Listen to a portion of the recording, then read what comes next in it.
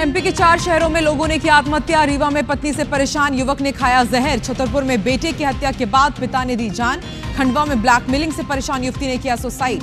ग्वालियर में ऑनलाइन सट्टे में फंसकर युवक ने मौत को लगाया गले। रीवा में तांत्रिक ने झाड़ फूंक के बहाने किया दुष्कर्म। पेट में दर्द होने पर आरोपी के पास गई थी पीड़िता। पुलिस ने आरोपी को गिरफ्तार कर भेजा जेल। भिंड में शिक्षक ने की छात्रा के साथ छेड़छाड़। छात्रा को मोबाइल में दिखाता था अश्लील वीडियो। छात्रा के विरोध करने पर जान से मारने की धमकी।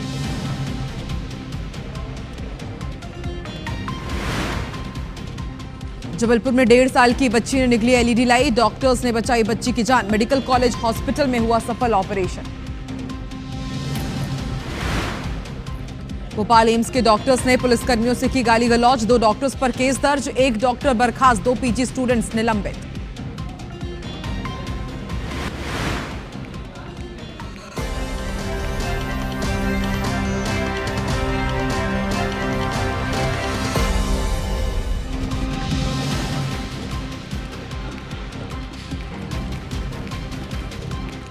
नमस्कार, बहुत स्वागत है आप सभी का। आप देख रहे हैं के साथ आकांक्षा पांडे। शाम और वक्त हो गया है मध्य प्रदेश के नंबर 1 बुलेटिन का, मेरा मध्य प्रदेश का। तो मध्य प्रदेश की हर खबर का पूरा अपडेट आपको मिलेगा मेरा मध्य प्रदेश में। शुरुआत करते हैं धर्मांतरण की खबरों के साथ, क्योंकि मध्य प्रदेश में धर्म परिवर्तन और लव जिहाद को लेकर आज जमकर बवाल हुआ है।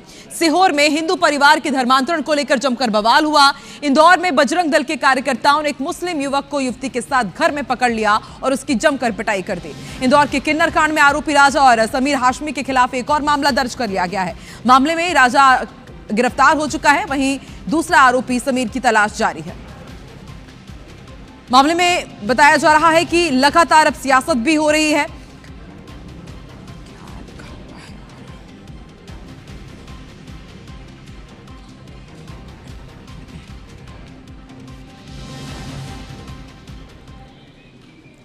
मध्य प्रदेश के सीहोर में हिंदू परिवार का धर्मांतरण कराने का मामला सामने आया है।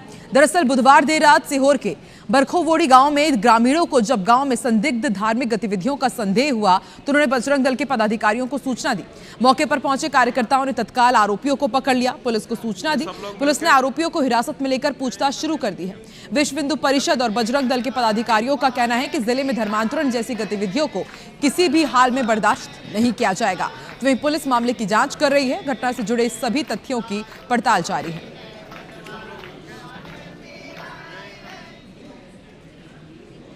वहाँ कार्यकर्ता थे, उनमें से एक के पिताजी को उन्होंने एक तेल की बोतल और एक पानी की बोतल दी, जिससे कि आपको बोले आराम लग जाएगा, इससे वहाँ था। साथ ही वहाँ जो जिसका मकान है उसको भी इन्होंने धर्मांतरित करने के लिए पैसों का लालच दिया था और उसके मकान में ये सब काम चल रहा था, जिससे वो अनभिज्ञ था। लेकिन वो कल किसी कारण से उस कार्यक्रम में वहाँ पहुँच गया।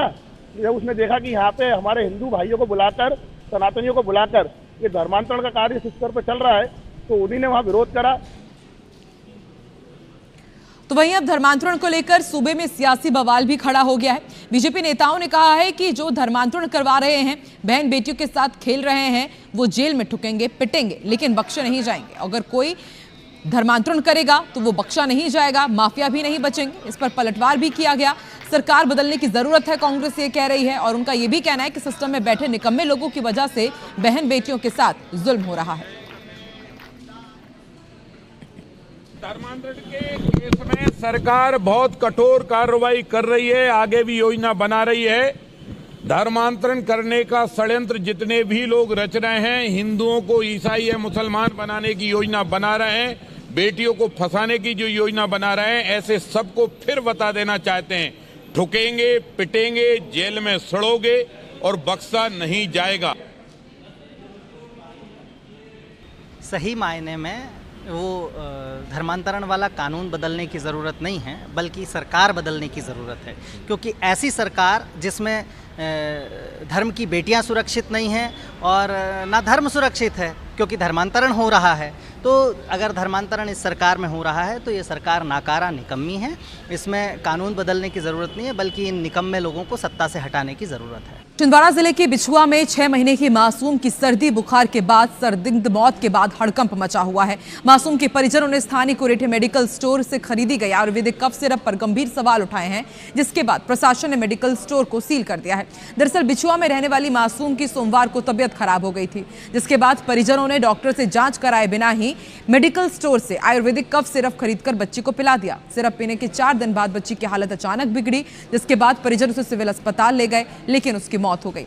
परिजनों का आरोप है कि कफ सिरप के कारण ही बच्ची की तबीयत खराब हुई और सिविल अस्पताल में भी लापरवाही हुई है। मामले में पुलिस ने केस दर्ज कर लिया है, जांच की जा रही है। इलाज करवाने के लिए तो कुरेठे मेडिकल में इलाज करवाया था। नहीं वहाँ क्या क्या दिए थे डॉक्टर? वहाँ से सायरप मिली थी और पुड़िया मिली थी। कब इलाज करवाए थे? ये सोमवार था। बच्चे की मृत्यु कब हुई? आज 9:30 बजे। आज 9:30 बजे उसकी मृत्यु हो गई है और उसके पिता बता रहे हैं कि अभी वो बीमार चल रही थी 4-5 दिन से, जिसको हमने मर्ग पंजीबद्ध करके जांच में लिया गया है। तो अभी मेडिकल से कुछ दवाई लेने के लिए उसके पिता बता रहे हैं कि मेडिकल से दवाई ली थी, किस प्रकार से ली थी, किस डॉक्टर ने प्रिस्क्राइब की थी, ये जाँच का विषय है, जाँच की जाएगी। और अब खबर रीवा से, जहां पेट दर्द ठीक करने के नाम पर 24 साल की युवती के साथ एक तांत्रिक ने दुष्कर्म की वारदात को अंजाम दिया है। आरोपी तांत्रिक फिरोजाबाद उत्तर प्रदेश का रहने वाला है, जो फिलहाल खुटेही में रहता है। जानकारी के अनुसार युवती बिछिया थाना क्षेत्र की रहने वाली है। करीब 4 महीने पहले पेट दर्द की शिकायत पर वो तांत्रिक के पास झाड़ फूक करवाने गई थी। इस दौरान तांत्रिक ने कमरे में बंद कर उसके साथ दुष्कर्म किया और फिर लगातार 4 महीने तक झाड़ फूक के बहाने दुष्कर्म करता रहा।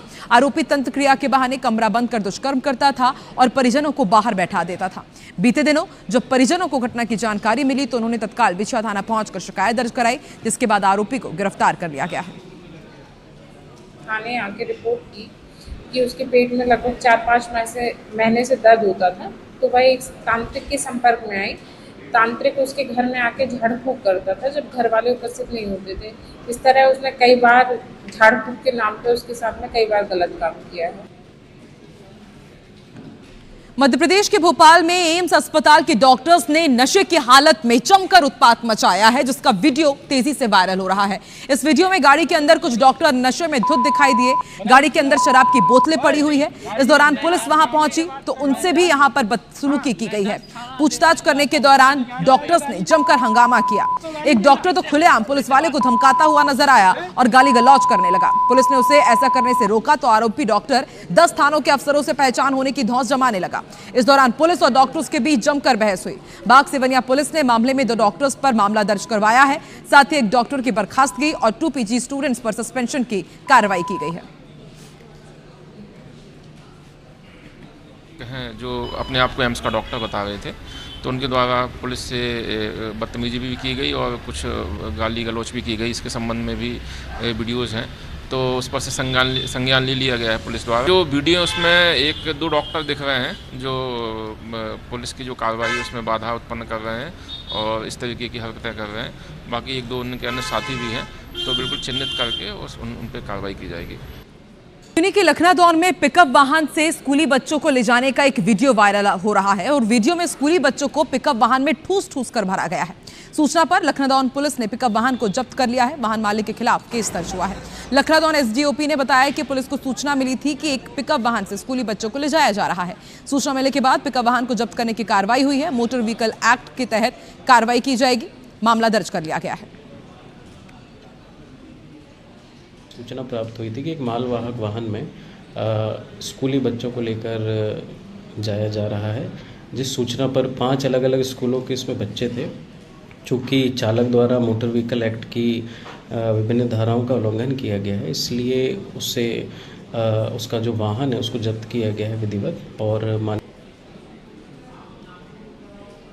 अब आपको बड़ी खबर बता दें, मुंबई से मिल रही है। महिला वर्ल्ड कप सेमीफाइनल से जुड़ा हुआ ये बड़ा अपडेट है। ऑस्ट्रेलिया ने भारत को 339 रनों का टारगेट दिया है। 49.5 ओवर्स में 338 रन बनाए हैं। फिवरी लिचफील्ड ने शतक जड़ा है और एलिस पैरी ने 77 रन बनाए हैं। तो महिला वर्ल्ड कप का सेमीफाइनल चल रहा है। ऑस्ट्रेलिया ने भारत को 339 रनों का टारगेट दिया है। 49.5 ओवर में 338 रन बनाए टीम ने। फिवरी लिचफील्ड ने शतक जड़ा है तो वहीं एलिस पैरी ने 77 रन बनाए हैं।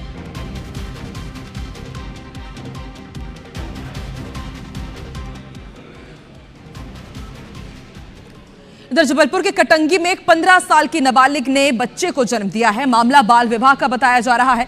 गैर कानूनी शादी करने के जुर्म में अब पुलिस ने नाबालिग के पति समेत परिजनों के खिलाफ बाल विवाह अधिनियम की धाराओं के तहत केस दर्ज कर लिया है।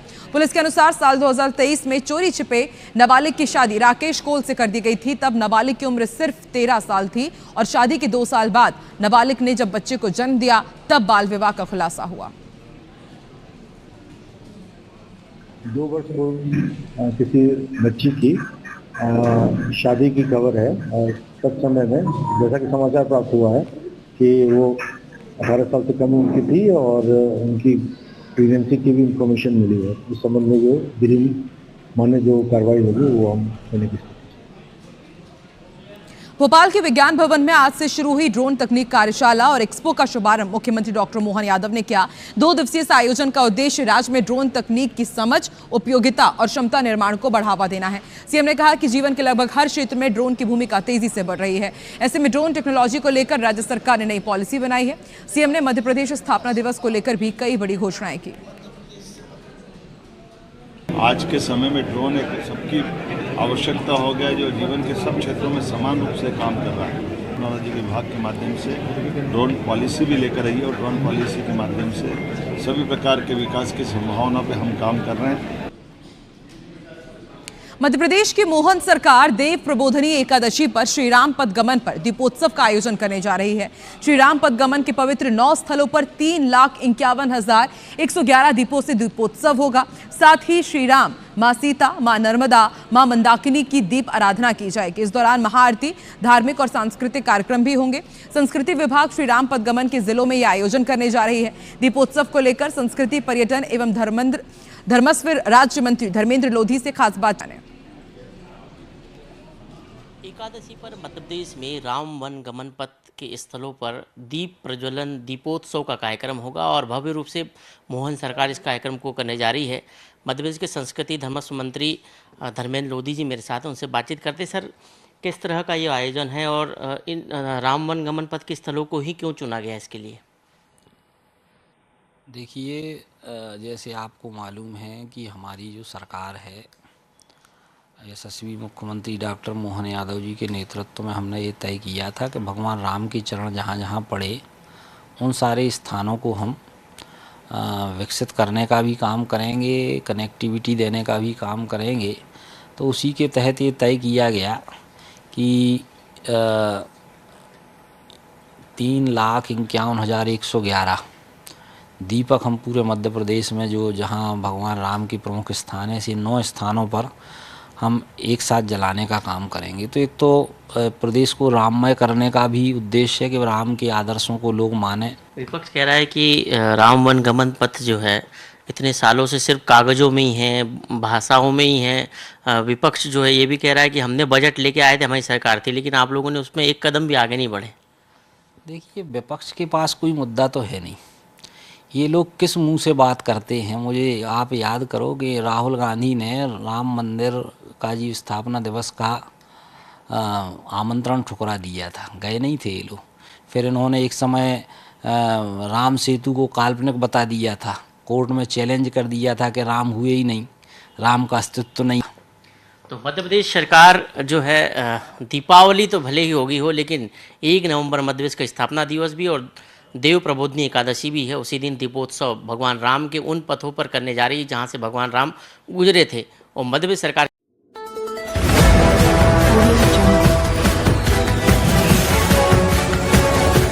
MP लाइव टीवी आपको रखे अपडेट, सच जो हम आपको बताएंगे। ऐसी ही तमाम खबरों से अपडेट रहने के लिए MP live TV news channel को सब्सक्राइब करना ना भूले।